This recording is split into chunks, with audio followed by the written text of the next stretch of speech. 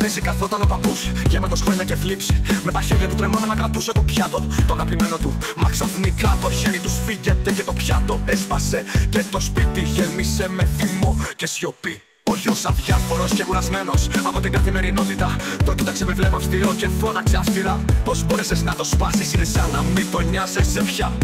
Η νύφη με πρόσωπο κρύο είπε με ύφος γεμάτο απογοήτευση: άφησε το να φάει, δεν καταλαβαίνει τίποτα από αυτά.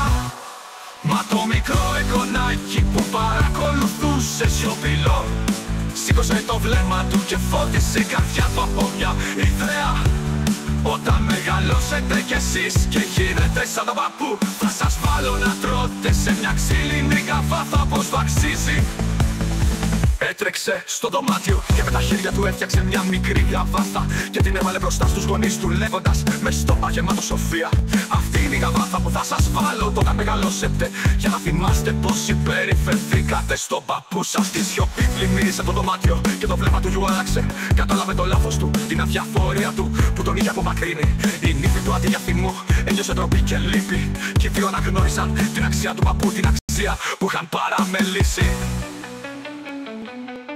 Ο γιος με καρδιά γεμάτη μετάνια πλησίασε τον παππού. Συγγνώμη πατέρα, είπε με ήρεμη φωνή, η στάση μου ήταν λάθος και τώρα το καταλαβαίνω. Από εδώ και πέρα θα είσαι πάντα μαζί μας στο τραπέζι. Έτσι από εκείνη τη μέρα ο παππούς καθόταν πάντα μαζί τους, με την αγάπη των παιδιών του. Το χαμόγελο του φώτισε το σπίτι. Η ξύλινη γαβάθα, μικρή και ταπεινή, υπήρχε εκεί ως σύμβολο ότι αληθινή αξία βρίσκεται στην καλοσύνη, στη συντροφικότητα και στο σεβασμό.